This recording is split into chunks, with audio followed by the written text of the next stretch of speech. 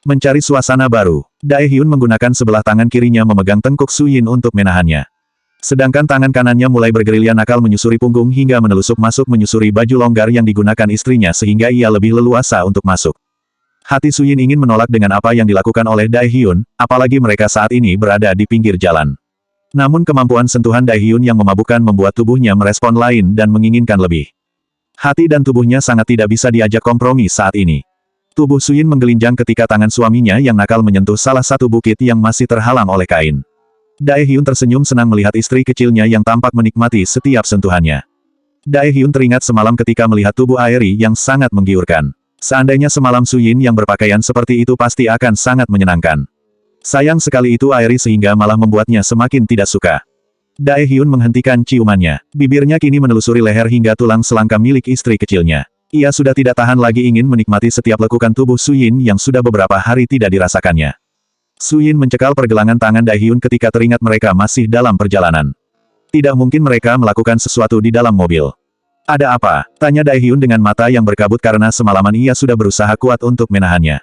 Ia hanya seorang pria yang terkadang lemah dalam hal itu. Ingat kita saat ini berada di dalam mobil, ujar Suyin sembari menautkan kembali kancing bajunya yang sudah terlepas. Memangnya kenapa jika kita berada di dalam mobil? Bisik Daehyun dengan sensual di telinga Suyin. Matanya nanar dan sayu karena sudah menahan sesuatu yang ingin ia salurkan. Nanti ada orang yang melihat kita, ujar Suyin yang sudah selesai mengancingkan bajunya. Tidak akan ada yang melihat kita. Kaca mobil ini tidak akan tembus pandang, ucap Daehyun dengan santai. Ia mengetahui apa yang ditakutkan oleh istrinya. Tapi, Daehyun tidak memberi kesempatan untuk Suyin memprotesnya. Ia membungkam mulut Suyin dengan lebih agresif lagi. Tangan kanannya ia gunakan untuk mengatur kursi agar bisa digunakan untuk berbaring. Kini posisi Suyin sudah telentang sehingga Daehyun langsung beranjak dari kursinya. Daehyun kini menindih tubuh Suyin dengan tatapan berkabut. Suyin hanya bisa pasrah ketika Daehyun sudah melepaskan semua pakaiannya. Meski akal sehatnya berusaha menolak namun tubuhnya merespon lain dengan menginginkan sentuhan lebih jauh lagi. Sungguh dirinya kini merasa sangat lemah. Tanpa sadar Suyin bahkan mengeluarkan suara desahan tertahan yang terdengar sangat seksi di telinga Daehyun. Membuat Daehyun semakin bergairah. Ia mengamati setiap jengkal tubuh Suyin yang lebih berisi saat ini. Memang tubuh Suyin masih kalah dengan tubuh Aeri yang selalu melakukan perawatan mahal. Daehyun tidak membutuhkan itu. Ia sudah terlanjur jatuh cinta kepada Suyin tanpa syarat sehingga bagaimanapun keadaan Suyin akan selalu mencintainya hingga akhir hayat nanti. Setelah sama-sama terbang melayang sampai di langit ketujuh Daehyun melepaskan tubuh Suyin dan kembali ke kursinya. Suyin yang merasa lemas masih tetap berbaring pada posisinya. Ia merasa jika Daehyun sudah tidak waras. Bagaimana mungkin mereka tetap melakukan di dalam mobil? Sungguh sangat tidak nyaman. Daehyun mengancingkan kembali kancing bajunya. Seperti biasa tubuhnya punggungnya akan terasa perih karena Suyin terus saja mencakarnya dengan kuat.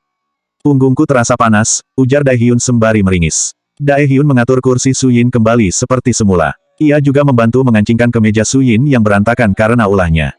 Itu salahmu sendiri tidak sabaran menunggu sampai di rumah, gerutu Suyin sembari merapikan rambutnya yang sangat acak-acakan. Kita harus mencoba beberapa tempat agar memiliki suasana yang baru, ujar Daehyun seraya tersenyum nakal.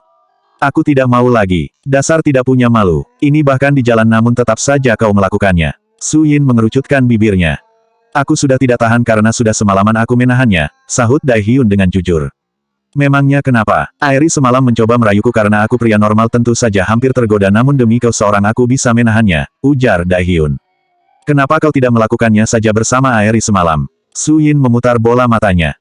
Mana mungkin aku melakukan dengannya? Aku hanya menginginkanmu. Daehyun meraih jemari Suyin kemudian mencium jemari itu. Tapi aku tidak suka kita melakukannya di dalam mobil, ucap Suyin yang masih kesal dengan suaminya. Sudahlah, bukankah kau juga menikmatinya? Itu juga karena kau yang memulainya sehingga aku tergoda, goda Daehyun sembari terkekeh geli. Kau sangat menyebalkan. Suyin hendak memukul dada Daehyun namun tangannya sudah dicekal. Daehyun menarik tubuh Suyin ke dalam pelukannya. Sungguh tidak ada niat untuk menyakiti perasaan wanita yang begitu dicintainya. Jika kau sibuk dengan urusan kuliahmu sebaiknya kau tidak usah pergi bekerja terlebih dahulu.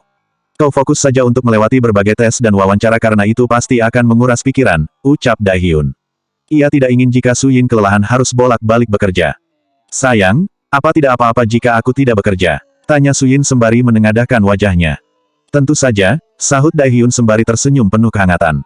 Bagaimana jika orang akan curiga? Tidak usah dipikirkan karena aku yang akan memikirkannya. Kau hanya perlu belajar dengan giat agar lulus dengan tesnya. Tapi ingat, Apa? Tanya Su Yin. Kau tidak boleh terlalu dekat dengan pria manapun. Aku tidak suka hal itu, ujar Dai Hyun. Ia tidak ingin ada saingan cintanya lagi apalagi jika saingannya lebih muda darinya. Lalu bagaimana dengan Kim Soo Hyun? Ibumu bahkan menyuruh Kim Soo Hyun untuk segera melamarku, ujar Su Yin dengan tersenyum menggoda. Aku akan menggagalkannya, kalau perlu kuberi dia pelajaran agar dia tidak berani mendekatimu lagi, ujar Dai Hyun. Kau tidak boleh kasar kepadanya. Aku tidak ingin kalian bertengkar hanya karena aku yang sama sekali tidak penting. Su Yin mengulurkan tangannya untuk mengusap bulu-bulu halus yang tumbuh di dagunya. Kau sangat penting bagiku. Dai Hyun mengecup puncak kepala Su Yin sembari mengusap punggungnya. Aku ingin tahu, kenapa kalian semalam bertengkar? Tanya Su Yin. Tidak usah membahasnya, mulai sekarang jangan terpengaruh oleh apapun yang dikatakan Jo Yeon Ho. Dia hanya seorang anak kecil yang belum mengetahui urusan orang dewasa, ujar Dai Hyun. Baiklah. Aku tadi hanya merasa menjadi orang yang jahat karena telah berusaha memisahkan kalian, ucap Su Yin sembari memiringkan kepalanya untuk memandang suaminya.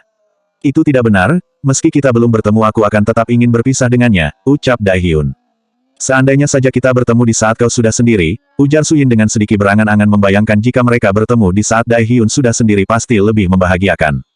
Tidak usah menyesali semua yang sudah terjadi. Dai Hyun mengeratkan pelukannya. Tok. Su Yin bergegas membetulkan posisi duduknya ketika tiba-tiba saja ada seseorang yang mengetuk jendela kaca mobil. Dai Hyun menurunkan kaca untuk mengetahui apa yang terjadi.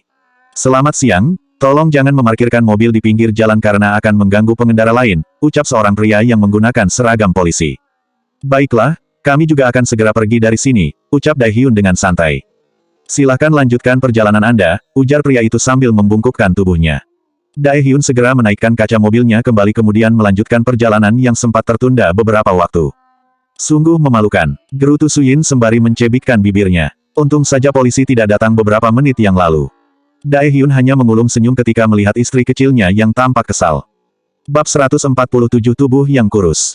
Sudah seminggu Su Yin sibuk mendaftar di universitas. Ternyata mendaftar di bidang kedokteran tidak semudah yang ia bayangkan. Su Yin harus bekerja keras dengan banyak membaca dan belajar lebih giat lagi. Tidak ada waktu untuk pergi bekerja karena memakan waktu dan pikiran yang lumayan. Ia harus mempelajari kembali ilmu biologi, fisika, kimia bahkan matematika. Pelajaran yang sangat kurang disukai olehnya. Su Yin rasanya ingin menyerah ketika melihat rumus-rumus yang membuatnya sangat pusing. Meski bukan yang terbaik namun Su Yin sedikit beruntung ia lulus di jurusan IPA ketika SMA dengan nilai yang cukup memuaskan. Su Yin menyandarkan kepalanya di kursi setelah membaca setumpuk buku. Ia meraih ponselnya yang berada di atas meja. Seminggu tidak bertemu dengan suaminya membuatnya merasa rindu. Mereka tidak ada waktu untuk berjumpa karena Dai Hyun juga sedang sibuk. Pria itu bahkan sudah beberapa hari berada di luar kota. Meski mereka masih bisa melakukan video call namun tetap saja itu tidak bisa menggantikan jika bertemu secara langsung. Tok. Terdengar suara ketukan pintu dari luar. Masuk, seru Su Yin tetap pada posisi duduk. Ia saat ini berada di ruang kerja yang biasa digunakan oleh Dai Hyun. Tempat yang nyaman untuk belajar. Bibi Xia memutar gagang pintu. Ia masuk sembari membawa nampan yang berisi secangkir teh hangat. Wanita itu merasa kasihan karena Su Yin kini tampak lebih kurus semenjak hendak masuk universitas. Ia juga sekarang tampak tidak berselera makan. Nona, sebaiknya Anda istirahat karena ini sudah larut malam, ujar Bibi Xia sembari meletakkan secangkir teh di depan Su Yin. Terima kasih, Bi. Besok adalah tes masuknya sehingga aku harus belajar lebih keras jika ingin lulus, ujar Su Yin sembari menghela nafas pelan. Anda juga harus makan. Lihatlah tubuh Nona sekarang yang sangat kurus. Tuan Dai Hyun pasti akan sedih jika nanti bertemu dengan Nona. Bibi Xia mengamati wajah Su Yin yang saat ini tampak pucat tidak seperti biasanya. Aku sekarang sangat tidak berselera untuk makan, Bibi. Lidahku seperti hambar jika memakan sesuatu, sahut Su Yin. Padahal seminggu yang lalu nafsu makannya masih baik-baik saja. Apa Nona merasa tidak enak badan? Tanya Bibi Xia. Tidak, aku hanya agak lemas saja mungkin karena terlalu sering tidur hingga larut. Selama seminggu ini Su Yin selalu tidur hingga larut malam. Ia terlalu banyak membaca sehingga kadang sampai lupa waktu. Kalau begitu kembalilah ke kamar. Ini sudah pukul 9 malam, ujar Bibi Xia. Sebentar lagi, aku harus membaca satu buku lagi, sahut Su Yin sembari menyesap teh hangat. Aroma melati yang terdapat di dalam teh membangkitkan semangatnya kembali. Ya sudah, Bibi pergi. Ingat jangan terlalu malam, ujar Bibi Xia sebelum berbalik melangkahkan kakinya menuju pintu. Pelan-pelan Bibi Xia menutup pintu. Su Yin sangat bersyukur di rumah ini ada Bibi Xia yang selalu memperhatikannya. Ia teringat saat pertama kali datang ke rumah ini sikapnya sungguh tidak sopan kepada wanita itu. Su Yin juga merasa seperti memiliki seorang ibu yang sudah lama dirindukan olehnya. Teringat mengenai ibunya Su Yin mengambil ponselnya kembali.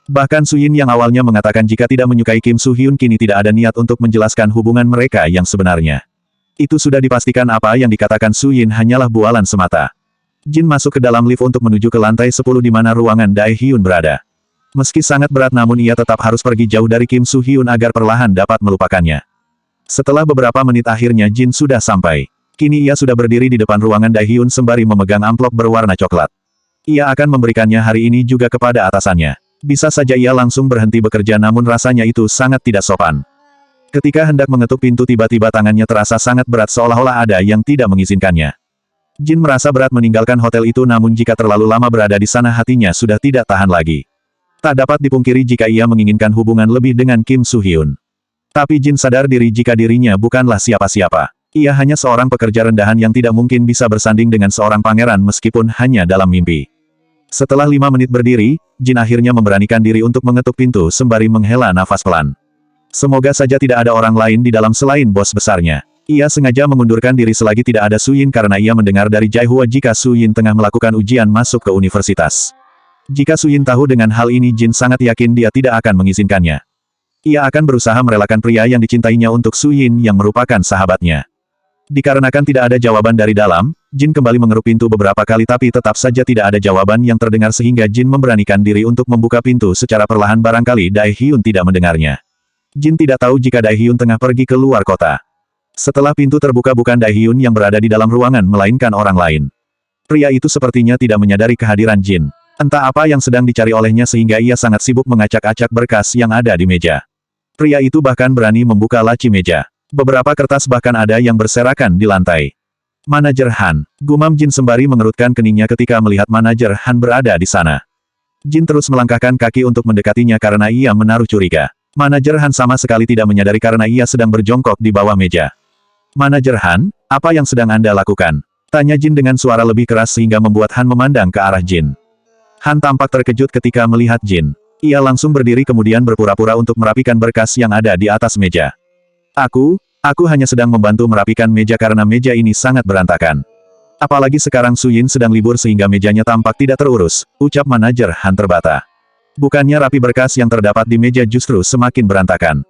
Jin mengerutkan keningnya, ia merasa ada yang mencurigakan dengan manajer Han. Entah apa yang tengah dicarinya sehingga ia tampak gugup seperti seorang pencuri yang kepergok. Lalu, untuk apa kau datang kemari? Tanya manajer Han dengan nada dingin. Tentu saja aku akan membersihkan ruangan ini, sahut Jin berusaha untuk tetap tenang meskipun ia merasa gugup. Ia menyembunyikan amplop yang ada di tangannya di belakang punggung. Ia sudah, rapikan semua itu. Perintah manajer Han. Dengan rasa kesal ia melangkahkan kakinya keluar dari ruangan itu. Jika saja tidak ada gadis itu mungkin saja ia sudah menemukan dokumen penting hotel ini. Setelah Han menutup pintu, Jin mulai merapikan meja kerja Dae Hyun dengan menata semua berkas-berkas yang ada ke tempat semula. Jin penasaran sebenarnya apa yang tengah dicari oleh manajer Han. Keadaan laci juga hampir semua terbuka. Jin merasa jika manajer Han berniat buruk. Jangan-jangan manajer Han berniat mengambil dokumen penting hotel ini, gumam Jin karena gelagat pria itu sangat mencurigakan. Jin berharap semoga saja Han tidak menemukan apapun yang dicarinya. Jin tengah memunguti kertas yang berserakan di lantai sehingga ia tidak mendengar ketika ada seseorang yang masuk. Jin terlonjak kaget ketika mendengar suara yang tiba-tiba menggema di ruangan itu. Ia sampai memegang dadanya yang seperti mau copot. Jin segera berdiri untuk melihat siapa yang datang. Hatinya langsung berdebar bahagia ketika melihat sosok pria yang dicintainya. Meskipun ia hanya bisa mencintainya dalam diam. Setelah melihat wajahnya yang rupawan, Jin tiba-tiba ingin mengurungkan niatnya untuk mengajukan surat pengunduran diri. Karena hanya berada di hotel itu ia bisa terus melihatnya. Meski sangat berat ia akan mencoba bertahan beberapa waktu untuk bekerja kembali di hotel itu. Jin, apa yang kau lakukan di sini? Tanya Kim Soo Hyun yang sudah berada di depan Jin. Bukannya menjawab Jin justru terpana melihat ketampanan Kim Soo Hyun. Tanpa sadar Jin meneguk salivannya. Kim Soo Hyun menggerakkan telapak tangannya di depan mata Jin agar tersadar dari lamunannya. Maaf, ucap Jin sembari mengalihkan pandangannya. Wajahnya memerah karena menahan malu. Kenapa meja kakakku berantakan sekali? Tanya Kim Soo Hyun. Ketika aku masuk, keadaannya sudah berantakan, sahut Jin. Sebenarnya dia ingin mengatakan jika tadi ada manajer Han di dalam tapi dirinya takut salah bicara. Sebaiknya nanti saja jika bertemu dengan Su Yin dia ingin memintanya untuk mencari tahu. Ya sudah, biarkan aku membantu, ujar Kim Soo Hyun sembari mengambil beberapa kertas yang berserakan di lantai. Tidak usah, Tuan. Kini Jin ikut berjongkok buru-buru meraih kertas yang sama dengan Kim Soo Hyun hingga mereka memegang kertas yang sama. Tanpa sadar amplop yang dipegang terjatuh namun Jin tidak menyadarinya. Mereka saling bertatap muka untuk beberapa saat. Ada rasa bahagia sekaligus berdebar yang Jin rasakan saat ini. Jin segera menurunkan pandangannya. Apa ini? Kim Soo-hyun meraih sebuah amplop berwarna coklat yang dijatuhkan Jin. Mata Jin terbelalak melihat surat pengunduran dirinya berada di tangan Kim Soo-hyun. Tuan, jangan dibuka, seru Jin dengan keringat dingin mulai mengucur di dahinya. Ia berharap semoga saja Kim Soo-hyun tidak membukanya. Kim Soo-hyun tidak mendengarkan Jin yang melarangnya. Ia langsung merobek amplop tersebut karena penasaran dengan isinya. Kim Soo-hyun mulai membacanya dengan alis yang berkerut. Jin, apa maksudmu dengan surat ini? Kim Soo-hyun menatap Jin sembari menunjukkan surat itu. Aku ingin berhenti bekerja di hotel ini, ucap Jin lirih dan lidahnya terasa berat ketika mengatakannya. Ia pasrah jika Kim Soo-hyun akan memberhentikannya sekarang juga. Kenapa? Tanya Kim Soo-hyun yang merasa penasaran. Jin tidak dapat mengungkapkan alasan yang sebenarnya karena alasan utamanya masih ada sangkut pautnya dengan pria itu. Jin, kumohon jangan berhenti bekerja. Apa gaji di hotel ini sangat rendah sehingga kau ingin berhenti? Aku akan menaikkan gajimu sekarang juga jika itu yang menjadi alasannya. Kim Soo-hyun meraih tangan Jin kemudian menggenggamnya. Bab 149 Pekerja Rendahan. Jin menggelengkan kepalanya pelan sembari menurunkan pandangannya. Meski ia hanya bekerja sebagai petugas kebersihan namun gajinya di hotel ini cukup tinggi. Terlebih lagi terkadang sering para tamu hotel yang memberikan uang lebih kepadanya. Itu sudah cukup untuk kehidupannya selama sebulan bersama ibunya. Lalu, kenapa kau ingin berhenti? Tanya Kim Soo-hyun sekali lagi. Itu karena perasaanku yang sangat tidak wajar sehingga mencintai seorang pangeran seperti dirimu, sahut Jin dalam hati karena ia tidak mungkin berani untuk mengungkapkan yang sebenarnya. Ia memandang wajah Kim Soo-hyun beberapa detik sebelum akhirnya mengalihkan pandangannya ke arah lain. Jin, tetaplah bekerja di hotel ini, ujar Kim Soo-hyun sembari menatap mata Jin dengan penuh harap. Jika sampai Jin pergi maka ia akan kesulitan mencari informasi tentang Su Yin darinya karena ia masih sangat membutuhkan Jin mengenai hal itu. Jantung Jin seperti hendak meledak saat ini. Ada rasa senang hingga ingin melompat karena Kim Soo-hyun melarangnya untuk mengundurkan diri. Namun dirinya dapat menebak jika Kim Soo-hyun melarangnya karena pasti masih ada hubungannya dengan Su Yin. Jin akhirnya menganggukkan kepalanya. Meski hatinya mungkin akan lebih tersakiti tapi ia akan mencoba bertahan untuk beberapa waktu setidaknya sampai ia menemukan pekerjaan yang baru.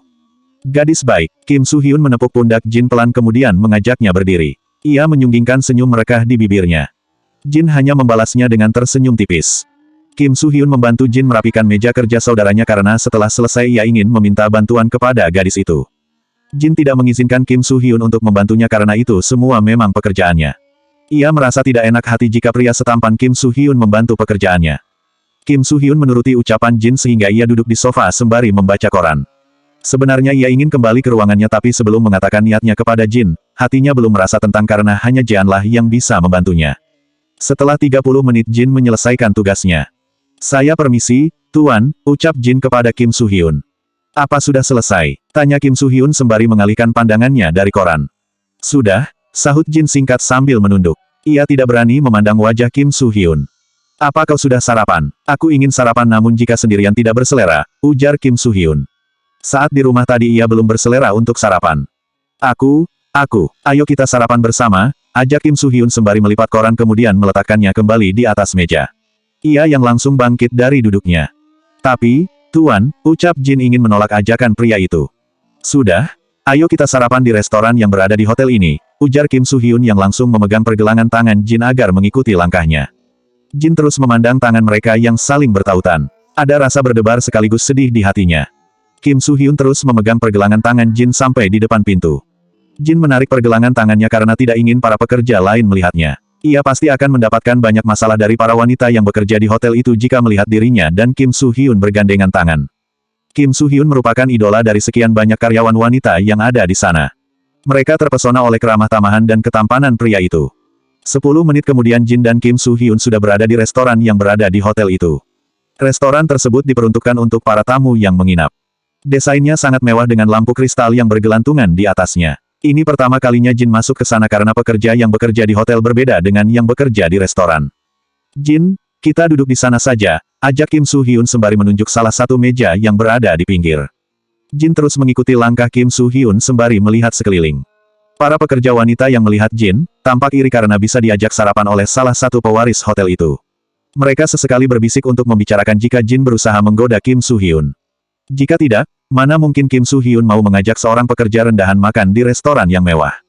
Silahkan, Tuan, ucap seorang pelayan wanita sembari menyodorkan buku menu. Ia merapikan rambut dan bajunya berharap Kim Soo-hyun meliriknya. Jin, apa yang ingin kau makan? Di sini tidak hanya makanan Korea tapi kau juga bisa memesan makanan dari negara lain, ujar Kim Soo-hyun. Terserah Anda saja, sahut Jin. Tuan, gadis rendahan seperti dia tidak pantas untuk makan di restoran ini, ujar pelayan wanita itu sembari tersenyum sangat manis. Apa maksudmu dia tidak pantas makan di sini? Tanya Kim Soo-hyun sembari menatap tajam ke arah pelayan itu. Ia tidak suka mendengar pernyataannya mengenai Jin sebagai gadis rendahan. Maaf, Tuan, pelayan wanita itu menundukkan kepalanya karena takut. Ia sangat menyesal sudah mengatakannya. Tugasmu di sini hanya untuk melayani tamu bukan menghinanya. Jika sampai kau bersikap seperti ini lagi kepada pengunjung lain, siap-siap saja kau akan dipecat, ucap Kim Soo-hyun dengan penuh penekanan.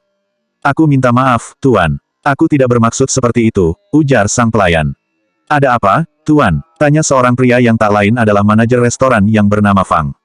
Manajer Fang, tolong ajari para pelayan di restoran ini tata krama dan kesopanan. Jangan sampai ia menghina para pengunjung, ujar Kim Soo-hyun sembari memandang manajer Fang. Baik, Tuan. Dia baru bekerja di sini sehingga belum tahu bagaimana cara bersikap baik kepada pengunjung, sahut manajer Fang. Kau urus semuanya. Jangan sampai kejadian ini terulang kembali karena aku tidak ingin pengunjung hotel merasa tidak nyaman dengan pelayanan yang kita berikan, ucap Kim Soo-hyun.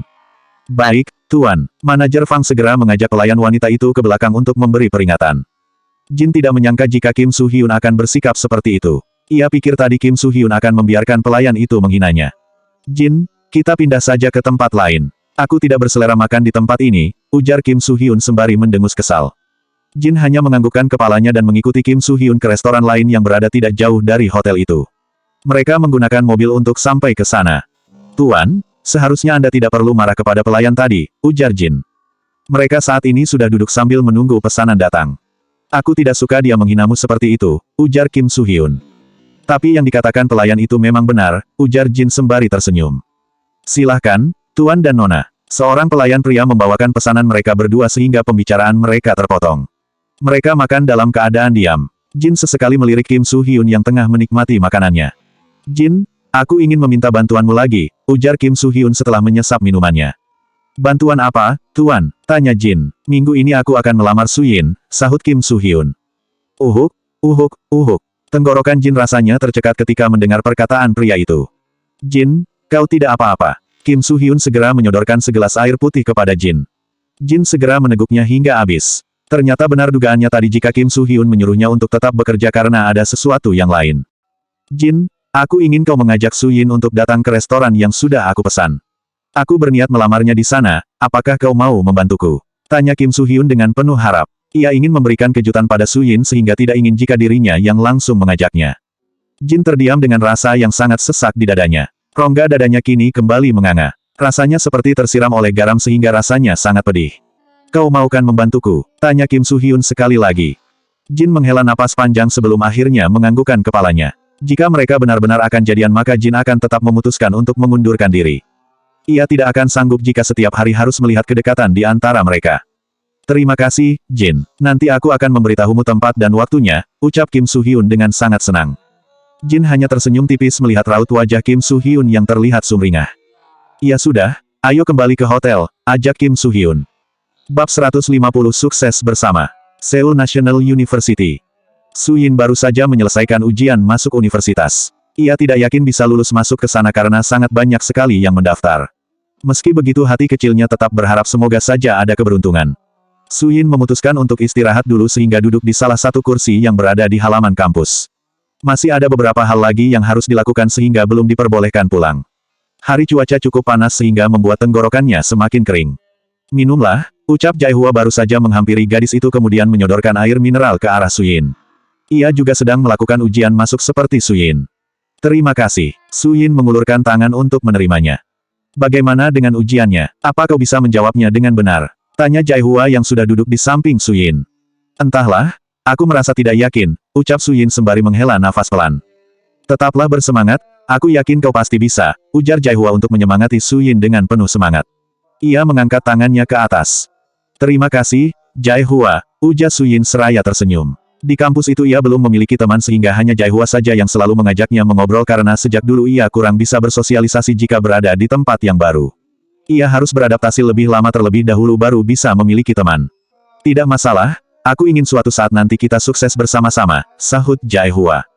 Jai Hua membayangkan jika suatu saat nanti bisa menikah dengan Su Yin pastilah sangat menyenangkan. Mereka akan menjadi pasangan dokter masa depan yang sukses. Kelak mereka akan membangun rumah sakit sendiri di suatu kota.